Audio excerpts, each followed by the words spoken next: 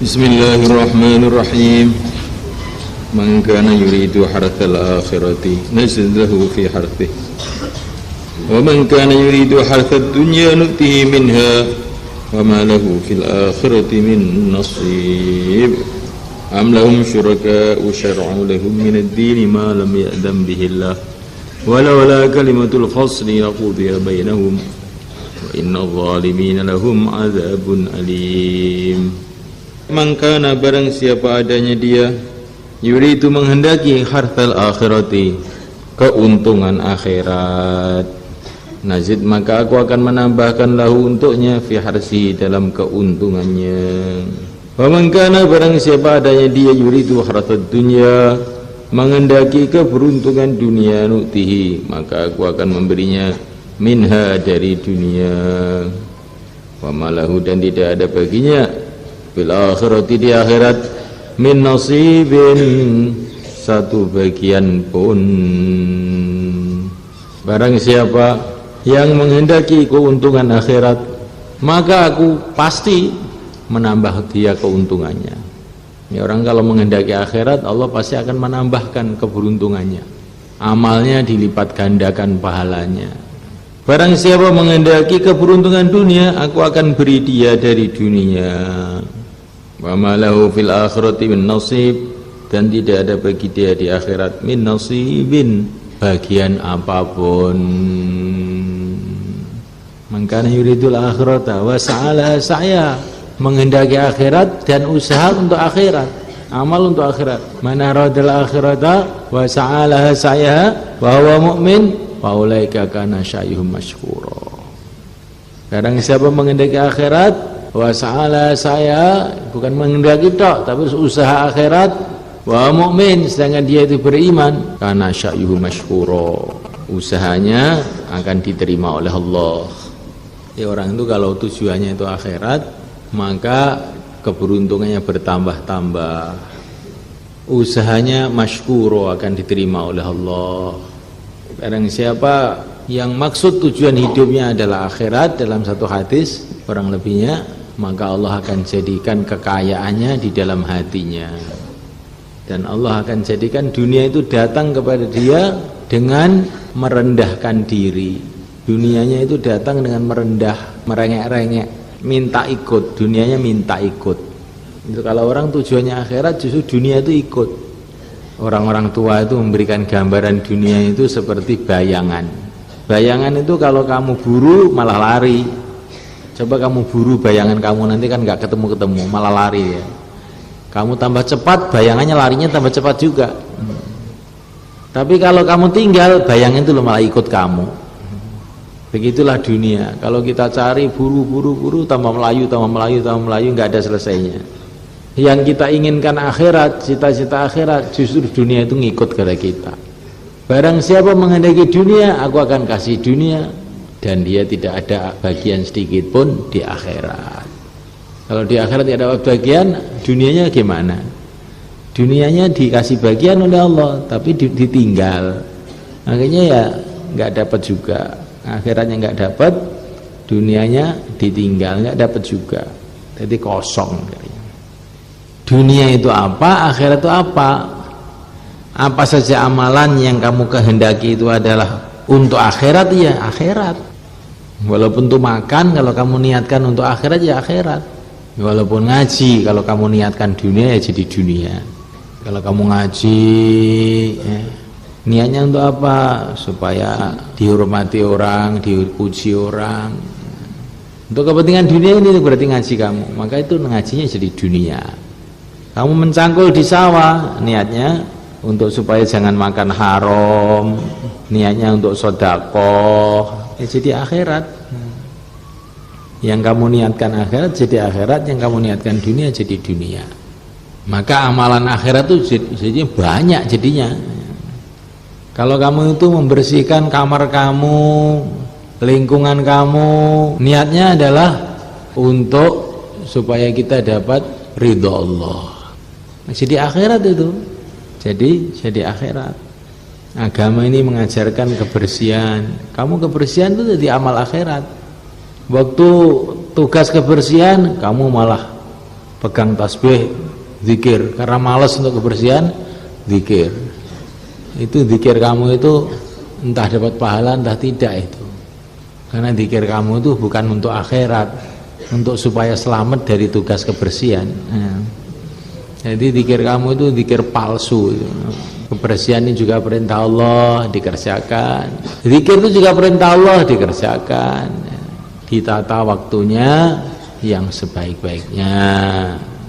Kirim surat ke rumah, mau beli kitab daurah nih Pak, harganya sekian juta, kelihatannya seperti baik, tapi sebetulnya niatnya tidak baik, niatnya untuk dunia, supaya oleh orang tuanya dianggap sudah pinter itu, padahal itu jurumiyahnya belum khatam. Dan nanti kalau beli kitab ke kota sambil ke warung Padang, jadi niatnya itu sebetulnya bukan kitabnya, itu mau ke warung tuh biar dapat bekal, tuh alasannya macam-macam. Ada yang begitu? Tidak ada, insyaallah ya. Kalaupun ada nggak usah ngaku, bikin sumpek aja saya. Apa yang kamu niatkan untuk cari ridho Allah, untuk kepentingan akhirat, ya itu jadi akhirat. Apa yang kamu niatkan dunia, bukan untuk cari ridho Allah, nah itu ya jadi dunia. Maka orang itu kalau niatnya baik, dia tidur bisa dapat pahala, karena dia tidur niatnya supaya bisa tahajud, niatnya tidur supaya nggak banyak ganggu orang. Saya ini kalau melek itu ganggu orang aja, mulutnya itu ngoceh aja terus. Dah tak tidur biar berkurang dosanya mulut ini. Saya tak tidur dengan niat ini saya khidmat dengan badan saya sendiri ini, karena badan saya itu milik Allah, saya istirahatkan biar seger, nanti biar ngaji bisa jernih. Itu tidurnya jadi amal akhirat. Saya tidur niatnya untuk mengamalkan adab tidur, dapat pahala lagi. Maka Rasulullah SAW tidur di Masjidil Haram, tengah-tengah tidur tiba-tiba didatangi malaikat Jibril, dijemput untuk naik ke langit Isra Mi'raj. Di Isra Mi'raj itu cerita Nabi tidur itu.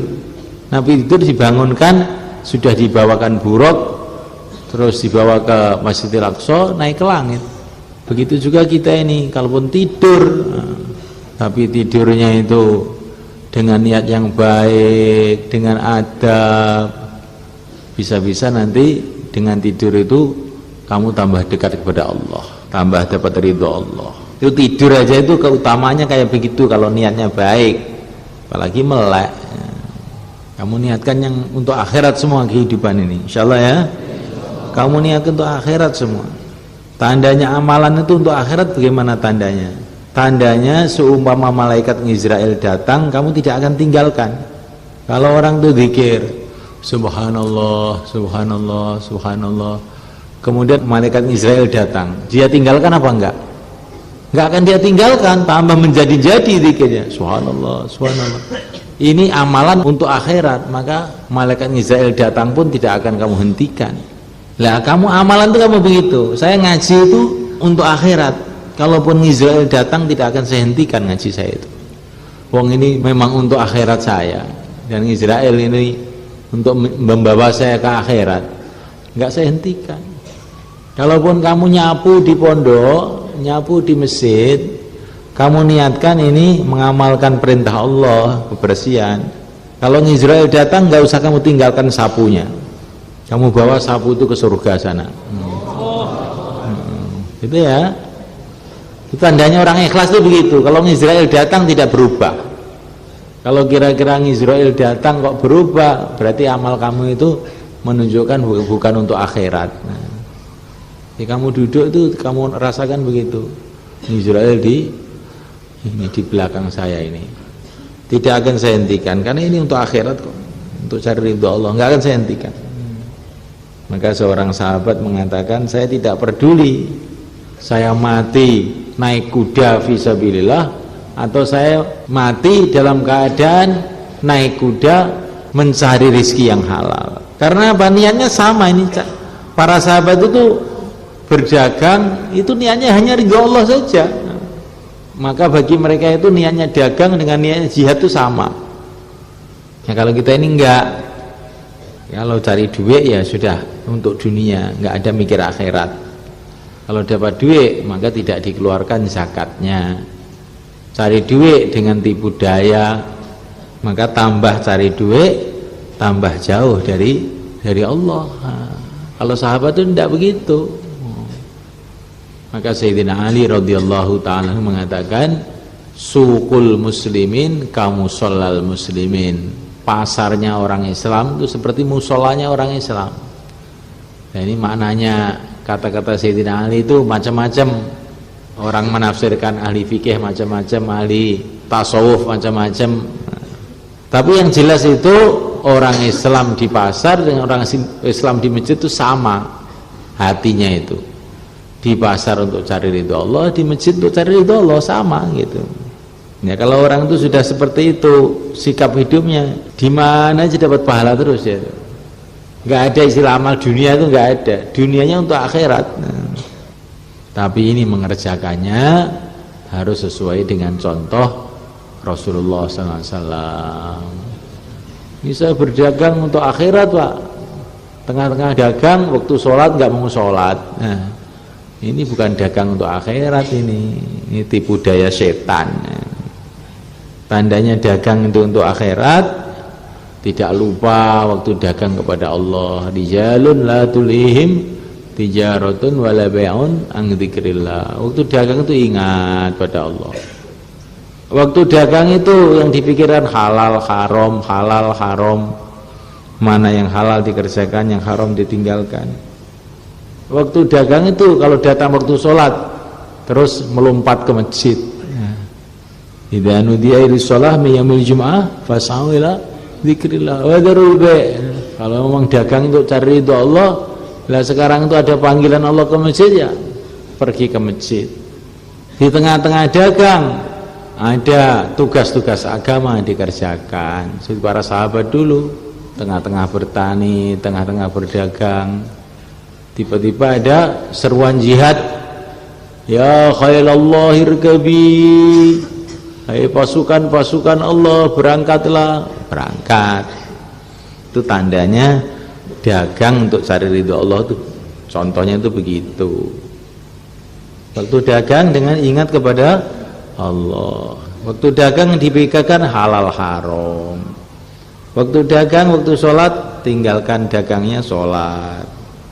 Waktu dagang kalau ada tugas agama ditinggalkan perdagangannya demi untuk tugas agama, baru dagang untuk akhirat.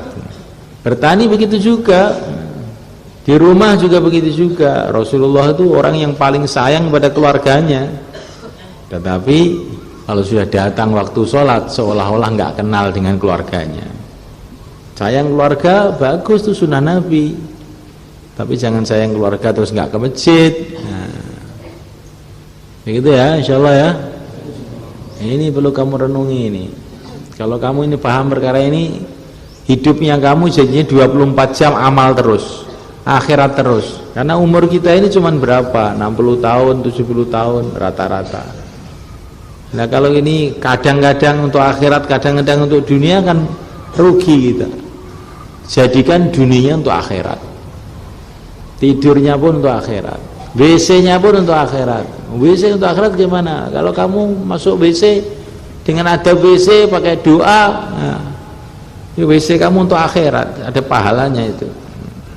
Kalau orang tidak paham ini, nanti catatan amal dia itu akhirat, dunia, akhirat, dunia, akhirat, dunia. Kalau paham ini akhirat terus sampai kencingnya pun untuk akhirat. Ini maksudnya kita ini ngaji itu maksudnya seperti itu, sehingga catatan amal kita ini full untuk ridho Allah saja semuanya. Salat anallah.